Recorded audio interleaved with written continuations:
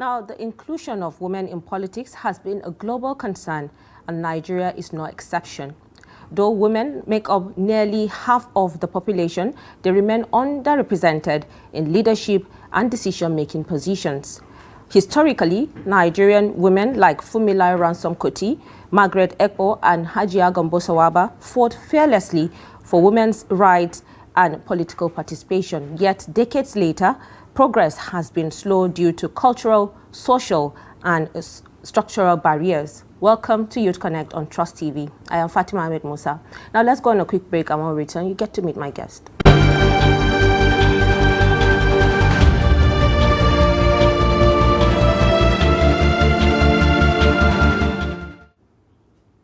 Welcome back, and thank you so much for staying with us. Now, today we are discussing women's inclusion in politics with Loveth Izekor, a gender advocate and politician. Thank you so much for joining me. Thank you so much for inviting me. Glad to be All here. right, so you happen to be a gender advocate and a politician. Can you tell us what inspired you to join politics and advocate for women's participation in politics? Thank you. I've always wanted to make an impact in the society, and I'm very passionate about community service. So I see politics as a better platform in order to do that and reach out to more people. That's what inspired me. And being a gender advocate, I have a foundation. I founded a foundation, Young Ladies in Politics. We noticed that the women are underrepresented when it comes to a political circle, and the women, even presently now in the parliament, the women has in Nigeria especially, the women has the lowest representation, if I'm not mistaken, I think from all Africa countries, and it's quite disheartening. It's not encouraging. That is one of the reasons why that foundation was particularly funded, to create a platform where young women can come together to discuss matters that concerns us, especially leadership, politics, and every other necessary matters. And we have to, as a woman, we have to speak for ourselves. We have to represent ourselves. We have to be a voice where we feel like there needs to be a change. And that is the inspiration behind being the gender advocates, because the voices can never be too much. We need more women to also speak for us. Of course, we thank God the narrative is changing, and I believe more women needs to be out there to speak for us as well. So what are the challenges you faced as a young woman in politics? Like you mentioned, rightly, women are underrepresented. Even in the Senate, we are seeing House of Representatives, there's a number of women that are there actually. What challenges do you face as a young woman in politics? Most of those challenges was the reason why we created a platform.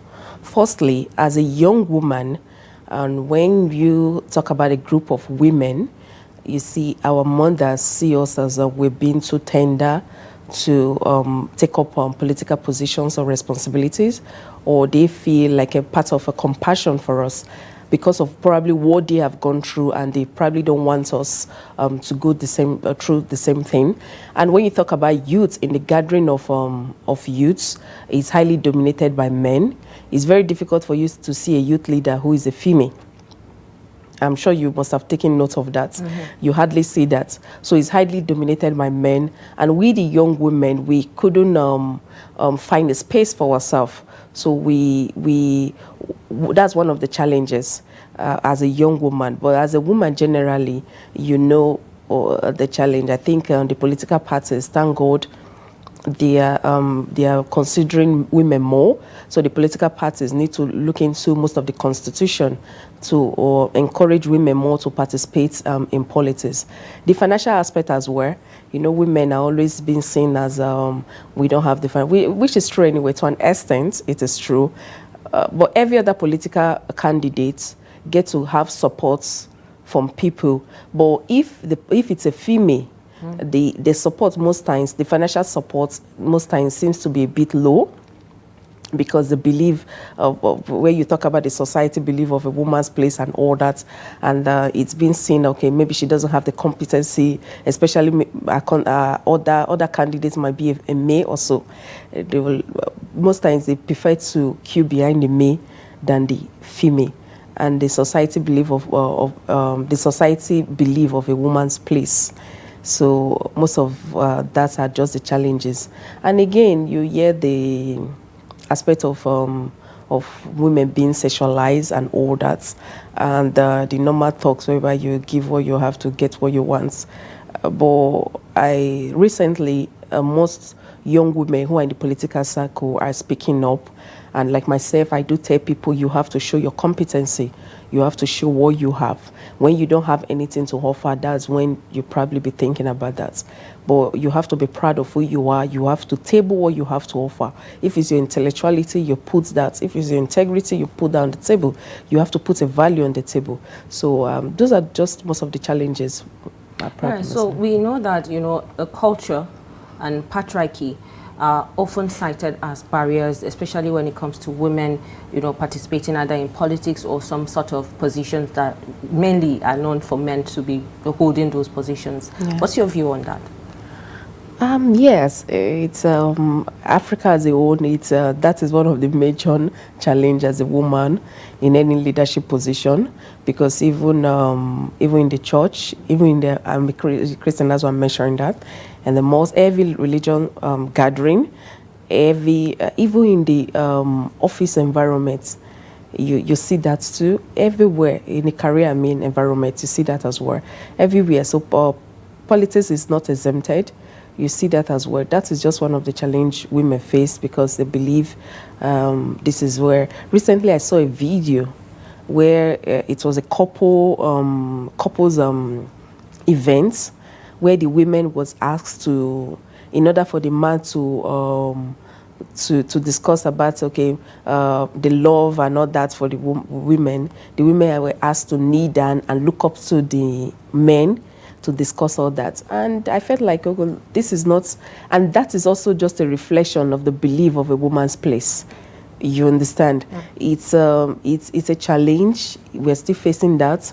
I'm sure not a few years ago we heard a speech where a woman was referred to as a woman's place is in the kitchen and the other room, which is still trending up till now. So it's just a challenge. But we need to come to the fact that women are very competent. We are multitasking. Women are very intelligent. And there's a quote, we've been taught that a woman is a companion, was created for a purpose. A woman was created for a purpose. We had a purpose behind our creation. When just created, there was a vacuum why women was created. So we are born to know, we are born to be responsible, we are born to be competent. And we are not saying we want to be the head. Of course, we know we are not the head. We are not saying we want to be the head. We are the neck, and without the neck, the head cannot function. And we're just asking the men, please trust us with that responsibility to be the neck, to carry the head well, and let everybody coexist, and we'll have more development and progress. Yeah, so earlier you were mentioning, a number of women in, our political space. Senate has 4 women out of 109, and then out of 360 representatives, we have 17 women, total 21 women actually participating in this green chamber and the red chamber. Yeah. How can we encourage young, women to take up leadership roles? Firstly, every platform I find myself, I encourage young women to go get a party card. Be a card-carrying member of any political party of your choice that align with your vision or who you think you are. You understand what I mean? Be a participant. Participate in the political activities. Of course, we want change. Of course, we have a voice and we are speaking up, but we cannot implement that change without participating. It all starts from participation.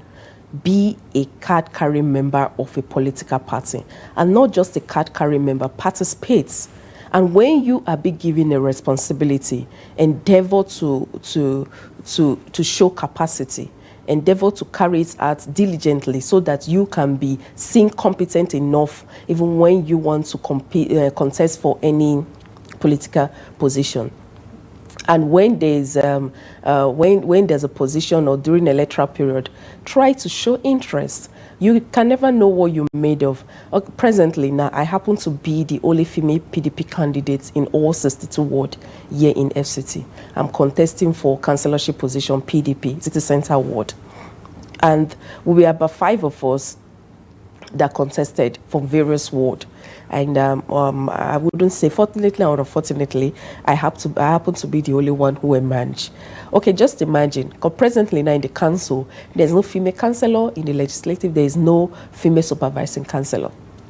Just imagine if I hadn't felt there's a need to have probably resigned from my appointment and contest for that position. That means there will be no female candidates. We won't even be looking forward to having a female representative in the council. So you need to participate. Apart from participating, you need to declare interest for political positions. Sure, and if you have been participating well and you have been carrying out any responsibility, the leaders will find it fit to support you for any positions. And again, the young women have to be given proper orientation about politics. Because when you talk about politics, you see some of them shy away from it, like, oh, politics, no, politics is dirty, the usual language. Politics is dirty. Politics is not dirty, it's the people who make it dirty. The politics we are referring to as dirty, those, one way or the other, the decisions taken by those individuals affects everybody, directly or indirectly. So you can't call it dirty. If it is dirty, why not you go there and clean it up?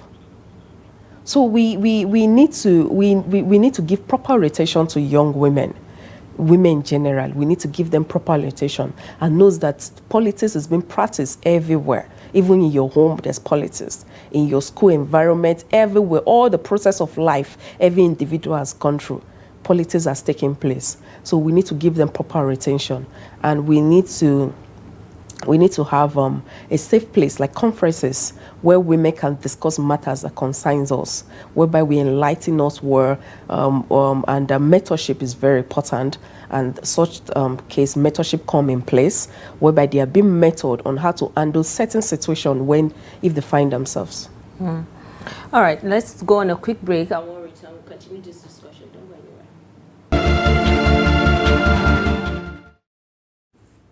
Welcome back, and thank you so much for staying with us. Now, before we went on break, you're talking about mentorship, and I actually wanted to ask, there's this 35% affirmative action policy for women. Is it truly being implemented? That's a very obvious answer. Of course it's not. Earlier on, you mentioned that we have only 4 female representatives in the Senate. That is just how many percent? It's not even up to 10 or even 15%, if I'm not mistaken. And even right now, the position I'm contesting for, I'm the only female in the whole 62 ward here in FCT, and that's just one female. So obviously, and that's why I'm very passionate about the reserve seat B for women, because I think that will close up a huge gap that is present. Even with the 35%, we've not been able to fill it up. So I believe the reserve seat B will really close up a huge gap in that area. Okay, so you also mentioned, mentorship. What can be done, to build stronger networks between younger and older women in politics? Because we keep seeing godfatherism, we keep seeing people mentoring others to be in politics, to do things this way and that way. So what do you think can be done to build that network between younger women that want to join politics and between the older women also? Our mothers, those who have been fortunate enough to be there despite the challenges they've gone through, because I wouldn't say they probably didn't go through anything, because we in our generation, it's easier and we know what we're facing. So imagine what they probably must have gone through. So I think what most of our mothers need to do is they need to have a successor. They need to, when you are privileged to occupy a particular position, you need to have a successor. You need someone, a younger female who you need to mentor. Believing that, just imagine if every woman who is occupying a political position have a successor, mentor somebody to take over within a space of some years, you see that space, that gap will be covering up. Not that when a female, for instance, leave a political position, and the question will not be, okay, who do we support for this position? Who occupies this nest? You understand what I'm saying? So all our mothers need to train successors. They need to mentor someone. You even need to have more than one. You need to have a group of young women under your wing that you safely mentor them.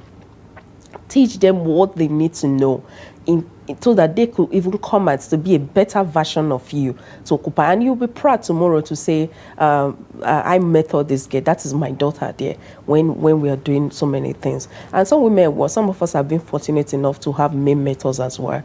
So we learn from them, and both male and female mentors. But don't you think, because of the lack of support that a lot of women get from the male parties that you talked about, is also hindering women from participating in politics? Like you rightly mentioned, you're the only person contesting so far amongst the 36 awards that you just mentioned. And you talked about mostly people support men and not women. I mean, we remember what happened during, Sarah, when she came out to contest for presidency, and she was the only one that casted her vote back then. Women didn't support her. So don't you think there's something that is not being done right that makes women not to want to participate in politics? Yes. If I were to answer that question, I would want to take us back to women creating a safe place for ourselves, having proper rotation. Women have the highest voters in Nigeria. Just imagine a woman coming out for president and all the women decide to support her. I'm just trying to paint a picture for you. So we women firstly need to learn to support ourselves. Just imagine someone casting votes and a candidate, and you happen to have just your vote. All the women, we need to learn to support ourselves. We need to understand that when a woman is there, if you are there, I am likely there. Because there's no how you will be there and you will not speak for matters that concerns me as a woman. So women have to have that understanding. Men aspects, regarding my primaries, it wasn't an easy one because I had my youths who, of course, political space is highly dominated by men. So they had their interest and all that. But by the grace of God, it was all later resolved. And I had my leaders who gave me support. And that comes back to showing competency. When you are being given any responsibility, don't take it for granted. When you show competency, people are always watching. People are always watching. Definitely, it might not be today, it might not be tomorrow, but one day someone will speak up for you in that room where you are not present. So when you happen to find yourself in be given any responsibility, show competency. And then you could say, okay, tomorrow, if is be taken for granted, you could say, of course, I am a woman and I was being neglected because I'm a woman. But beyond that, there are so many factors that cause such issue. But most importantly, women need to learn to support each other. So, but what other support do you think female politicians need from men to create a balanced political environment? Constitution, especially the political parties. They need to make a more flexible constitution for female to participate. Policies that will encourage more women to participate. Because most times it's not that women are not interested in participating in those things, but sometimes the fear factor come into place that even if I do, probably the little money I've been able to save, I will just go and waste it, I will not win. Instead of me just contesting, it's better I stay to my peace. You understand what I mean? So the more constitution needs to be created in order to encourage more women to participate, especially the political parties. And of course, the reserve seat it's in play, and we're being hopeful that it will pass so that it will encourage more women. Because if we could have one female from every areas, that's a good representation. If I'm not mistaken, I think that's a wonderful representation. So we need to have more women advocating for women as well. And when you happen to find yourself in any play, in any areas you could influence such thing, please, women, especially women, and even the men, I'm pleading that to them as well, need to also encourage that, and so that they could support women. All right, so how do you handle criticisms or intimidation from female colleagues or political opponents? As a person, I've been taught very early in life the value of principles.